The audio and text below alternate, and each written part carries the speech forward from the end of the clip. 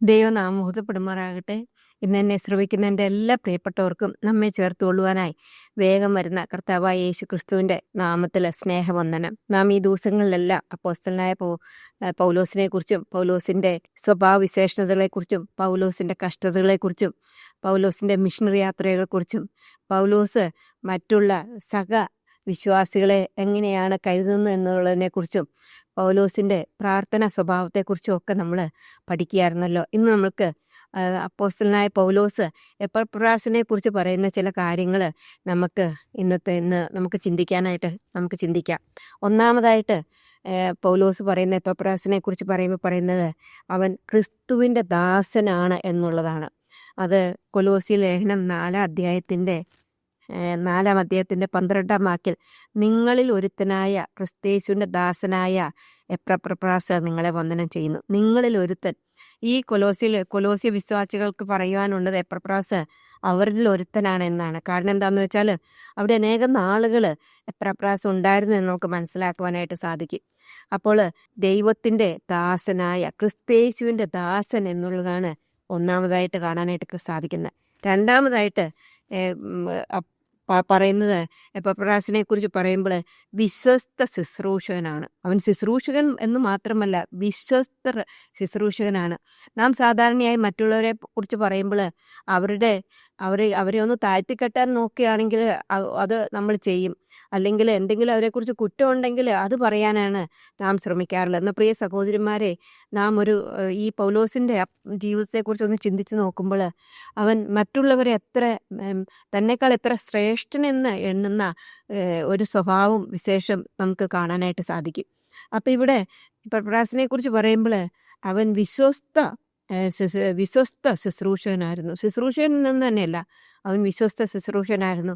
കൊലോസ്യയിലുള്ള വിശ്വാസികളെ സംബന്ധിച്ചിടത്തോളം അനേകം നാളുകൾ ഇവിടെ താമസിച്ച് അവരോട് കൂടെ ജീവിച്ച ഒരു വ്യക്തിയാണ് എപ്പഫ്രാസ്. അപ്പോൾ അവർ പറയാണ്, അവർക്ക് തന്നെ ലേഖനങ്ങൾ എഴുതുമ്പോൾ പറയാണ് എപ്പഫ്രാസ് വിശ്വസ്തനായിരുന്നു എന്ന് കാണാനായിട്ട് സാധിക്കും.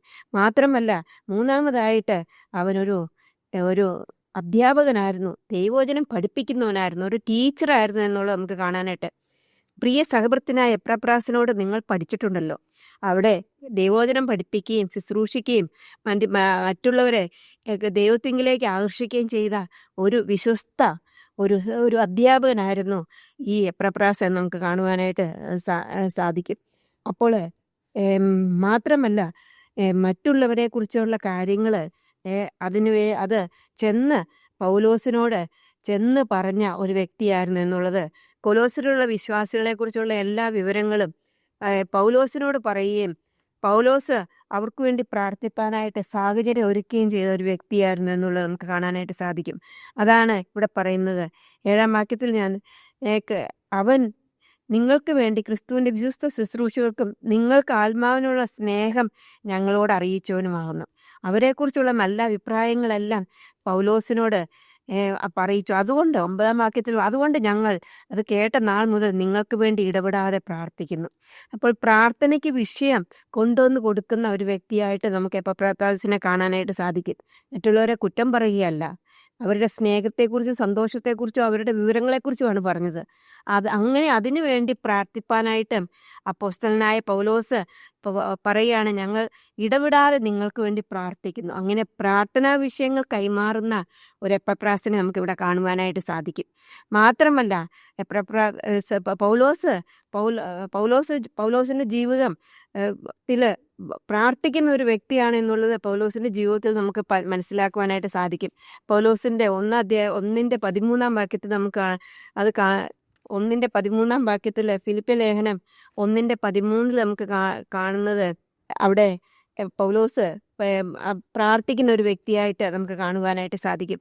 അതുപോലെ 2 കൊരിന്ത്യർ 11:29 വാക്യത്തിൽ കാണുന്നത്, അവിടെ നമുക്ക് കാണാനായിട്ട് സാധിക്കുന്നത് പൗലോസിൻ്റെ കഷ്ടതകളെക്കുറിച്ച് പറയുന്ന സന്ദർഭങ്ങളാണ് അത് പറയുന്നത്. എനിക്ക് ദിവസേന സർവ്വസഭകളെക്കുറിച്ചുള്ള ചിന്താഭാരം എന്ന തിരക്കുമുണ്ട്. അപ്പോൾ സർവ്വസഭകളെക്കുറിച്ചും പ്രാർത്ഥിക്കുന്ന ഒരു വ്യക്തിയായിരുന്നു ഈ പൗലോസ് എന്നുള്ളത് നമുക്ക് മനസ്സിലാക്കുവാനായിട്ട് സാധിക്കും. ആ പൗലോസിൻ്റെ അടുത്ത് കൊലോസിലുള്ള വിശ്വാസികളെയും കുറിച്ച് പറയുവാനും അവരെക്കുറിച്ച് പ്രാർത്ഥിക്കുവാനുമുള്ള സാവകാശം ഉണ്ടാക്കി കൊടുക്കുന്ന ഒരു വ്യക്തിയായിരുന്നു എന്ന് നമുക്ക് മനസ്സിലാക്കുവാനായിട്ട് സാധിക്കും. അടുത്തതായിട്ട് നമുക്ക് കാണാനായിട്ട് സാധിക്കുന്നത് എപ്പഫ്രാസ് പ്രാർത്ഥിക്കുന്ന ഒരു വ്യക്തിയായിരുന്നു. എന്തിനു വേണ്ടിയാണ് എപ്പഫ്രാസ് പ്രാർത്ഥിക്കുന്നത് എന്നുള്ളത് നമുക്ക് കൊലോസ്യ ലേഖനത്തിൽ 4:12 വാക്യത്തിൽ നമുക്ക് കാണുവാനായിട്ട് സാധിക്കും. നിങ്ങൾ തികഞ്ഞവരും ദൈവഹിതം സംബന്ധിച്ച് പൂർണ്ണ നിശ്ചയമുള്ളവരായി നിൽക്കേണ്ടതിന് അവൻ പ്രാർത്ഥനയിൽ നിങ്ങൾക്ക് വേണ്ടി എപ്പോഴും പോരാടുന്നു. അവൻ എന്തിനു വേണ്ടിയാണ് ദൈവമക്കളെ തികഞ്ഞവരായിട്ട് തീരുന്നതിന് വേണ്ടിയാണ് അവൻ്റെ എപ്പഫ്രാസിൻ്റെ പ്രാർത്ഥന ഒന്ന് നമുക്ക് ശ്രദ്ധിക്കാനായിട്ട് സാധിക്കും. 2 കാര്യങ്ങൾക്ക് വേണ്ടിയാണ് അവൻ പ്രാർത്ഥിക്കുന്നത്. നിങ്ങൾ തികഞ്ഞവരായി തീരണം. രണ്ടാമതായിട്ട് നിങ്ങൾക്ക് ദൈവഹിതം എന്താണെന്നുള്ളത് നിങ്ങൾ തിരിച്ചറിഞ്ഞ് ദൈവഹിതം അനുസരിച്ച് ജീവിക്കുന്നവരായിരിക്കണം. അതിനുവേണ്ടി അധ്വാനിക്കുകയും പ്രാർത്ഥിക്കുകയും ചെയ്യുന്ന ഒരു വ്യക്തിയെ നമുക്ക് കാണാനായിട്ട് സാധിക്കും. ഈ അപ്പോസ്തലനായ പൗലോസിനെ പോലെ തന്നെ ഈ എപ്പഫ്രാസും ഒരു പ്രാർത്ഥന വീരനായിരുന്നു എന്നുള്ളത് നമുക്ക് കാണാം. നാം നേരത്തെ കണ്ടു, പൗലോസ് എല്ലാ സഭകളെയും കുറിച്ച് പ്രാർത്ഥിക്കുന്ന ഒരു വ്യക്തിയായിരുന്നു. ഇവിടെ എപ്പഫ്രാസിനെ കുറിച്ച് പറയുമ്പോൾ 4:13 വാക്യത്തിൽ നിങ്ങൾക്കും അപ്പം നിങ്ങൾക്കെന്ന് പറയുമ്പോൾ കൊലോസ്യയിലുള്ള വിശ്വാസികൾക്കും ലവുദോക്യക്കാർക്കും ഹീരപ്പൊലിക്കാർക്കും വേണ്ടി അവൻ വളരെ പ്രയാസപ്പെടുന്നു. അവൻ പ്രാർത്ഥനയിൽ നിങ്ങൾക്ക് വേണ്ടി തന്നെയല്ല, നിങ്ങൾക്കും ലവുദോക്യക്കാർക്കും ഹീരപ്പൊലിക്കാർക്കും വേണ്ടി അവൻ വളരെ പ്രയാസപ്പെടുന്നു എന്നുള്ളതിന് ഞാൻ സാക്ഷിയാണ്. അപ്പോൾ ഒരു പ്രാർത്ഥന, പൗലോസ് അപ്പോസ്തലനെ പോലെ തന്നെ പ്രാർത്ഥന വീരനായിരുന്നു എപ്പഫ്രാസ് എന്ന് പറയുന്നത്. അത് പൗലോസ് അറിയുകയും ആ പ്രാർത്ഥന വീരനായിരുന്നു എന്നുള്ളത് മറ്റുള്ളവരുടെ സാക്ഷ്യത്തിനായിട്ട് മറ്റുള്ളവരും പ്രാർത്ഥിക്കുന്നതിന് വേണ്ടി പറയുകയും ചെയ്യുന്ന ഒരു അപ്പോസ്തലനായ പൗലോസിനെ നമുക്ക് കാണാനായിട്ട് സാധിക്കും. പിന്നെ നമ്മൾ അനേക ഗുണങ്ങൾ അപ്പോസ്തലനായ പൗലോസ് എപ്പഫ്രാസിനെ കുറിച്ച് പറഞ്ഞ കാര്യങ്ങൾ നമുക്ക് കേൾക്കാനായിട്ട് സാധിക്കും. ഒന്നാമതായിട്ട് അവൻ കർത്താവായ യേശു ക്രിസ്തുവിൻ്റെ ഒരു ദാസനായിരുന്നു. രണ്ടാമതായിട്ട് നമുക്ക് കാണാനായിട്ട് സാധിച്ചത് അവൻ വിശ്വസ്ത ശുശ്രൂഷകനായിരുന്നു. മൂന്നാമതായിട്ട് നമുക്ക് കാണാനായിട്ട് സാധിക്കുന്നത് അവൻ ഒരു ദൈവവചനം ദൈവവചനത്തിൻ്റെ അധ്യാപകനായിരുന്നു, ഒരു ടീച്ചറായിരുന്നു എന്നുള്ളത് കാണാനായിട്ട് സാധിക്കും. നാലാമതായിട്ട് നമുക്ക് കാണാനായിട്ട് സാധിക്കുന്ന മറ്റുള്ളവരെ കുറിച്ച് പ്രാർത്ഥന വിഷയങ്ങൾ അല്ലെങ്കിൽ പ്രാർത്ഥനയ്ക്കായിട്ടുള്ള കാര്യങ്ങൾ ദൂരെ ആയിരിക്കുന്ന പൗലോസിൻ്റെ അടുത്ത് ചെന്ന് ആ വിവരങ്ങൾ പറയുകയും പൗലോസ് ഈ കൊലോസിലുള്ള വിശ്വാസികൾക്ക് വേണ്ടി പ്രാർത്ഥിക്കുന്നതായിട്ട് നമുക്ക് കാണാനായിട്ട് സാധിക്കും. അഞ്ചാമതായിട്ട് തീരുന്ന എപ്പഫ്രാസ് കൊലോസിലുള്ള ദൈവമക്കൾ തികഞ്ഞവരാകുന്നതിന് വേണ്ടി പ്രാർത്ഥിക്കുന്നതായിട്ടും അവർക്ക് ദൈവഹിതം എന്തെന്നുള്ള തിരിച്ചറിവാൻ അവർക്ക് ശക്തി ദൈവത്തിൽ നിന്ന് കിട്ടുന്നതിന് വേണ്ടിയും പ്രാർത്ഥിക്കുന്നതിനായിട്ട് കാണാനായിട്ട് സാധിക്കും. ആറാമതായിട്ട് നമുക്ക് കാണാനായിട്ട് സാധിക്കും എപ്പഫ്രാസ് ഒരു പ്രാർത്ഥന വീരനായിരുന്നു.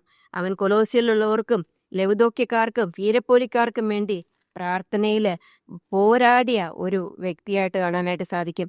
മാത്രമല്ല പൗലോസ് അപ്പോസ്തലൻ കാരാഗൃഹത്തിലായിരുന്നപ്പോൾ അവിടെയും എപ്പഫ്രാസ് പൗലോസിനോട് കൂടെ ഉണ്ടായിരുന്നു.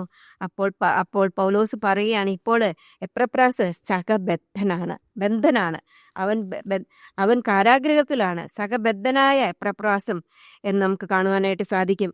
അത് ഫിലോമോൻ എഴുതിയ ലേഖനത്തിൽ ക്രിസ്തയേശുവിൽ എൻ്റെ സഹബദ്ധനായ എപ്പഫ്രാസും നിങ്ങൾക്ക് വന്ദനം ചെല്ലുന്നു എന്നാണ് പറയുന്നത്. അവർ രണ്ടുപേരും ഇപ്പോൾ കാരാഗൃഹത്തിലാണ്. കാരാഗൃഹത്തിലും അവർ മറ്റുള്ളവർക്ക് വേണ്ടി കരുതുന്നവരാണ്, മറ്റുള്ളവർക്ക് വേണ്ടി പ്രാർത്ഥിക്കുന്നവരാണ് എന്ന് നമുക്ക് മനസ്സിലാക്കുവാനായിട്ട് സാധിക്കും.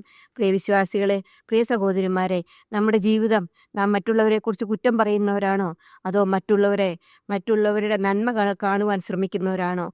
നാം മറ്റുള്ളവരെക്കുറിച്ച് പ്രശംസിക്കുന്നവരാണോ, അതോ മറ്റുള്ളവരെ അപമാനിക്കുവാൻ ശ്രമിക്കുന്നവരാണോ? മറ്റുള്ളവർക്ക് വേണ്ടി പ്രാർത്ഥിക്കാൻ നമുക്ക് സമയം കിട്ടുന്നുള്ളൂ. നാം പ്രാർത്ഥന വീരന്മാരാകണമെന്ന് കർത്താവ് ആഗ്രഹിക്കുന്നു. കുറച്ച് പ്രാർത്ഥനയല്ല, ഒരു പ്രാർത്ഥനാ വീരനായിരുന്നു. ഒരു സഭയ്ക്ക് വേണ്ടിയല്ല, അനേക സഭകൾക്ക് വേണ്ടി, അനേക ദൈവമക്കൾക്ക് വേണ്ടി പ്രാർത്ഥിക്കുന്ന ഒരു വ്യക്തിയായിരുന്നു എപ്പഫ്രാസ് എന്ന് നമുക്ക് കാണുവാനായിട്ട് സാധിക്കും. കാരാഗ്രഹത്തിൽ കിടക്കുമ്പോഴും ദൈവ മക്കളെ ഓർത്ത് പ്രാർത്ഥിക്കുകയും അവർക്ക് വേണ്ടി കരുതുകയും ചെയ്യുന്ന പൗലോസിനോടൊപ്പം തന്നെ എപ്രപ്രാസിനെയും കാണുവാനായിട്ട് സാധിക്കും. പൗലോസ് തൻ്റെ കൂട്ടുകാരെ അല്ലെങ്കിൽ തൻ്റെ വിശ്വാസികളെ സഹപ്രവർത്തകരെ തന്നെ പോലെ തന്നെ കരുതുകയും തന്നേക്കാൾ ശ്രേഷ്ഠനെന്ന് കരുതി അവരെക്കുറിച്ച് സംസാരിക്കുകയും ചെയ്യുന്നതായിട്ട് നമുക്ക് കാണാനായിട്ട് സാധിക്കും. നമ്മുടെ ജീവിതം എങ്ങനെയാണ് ഇത് മാതൃകയാക്കുവാൻ കർത്താവ് നമ്മളെ സഹായിക്കട്ടെ. അവൻ്റെ വലിയ നാമം മുഹൂർത്തപ്പെടുമാറാകട്ടെ. ജീവൻ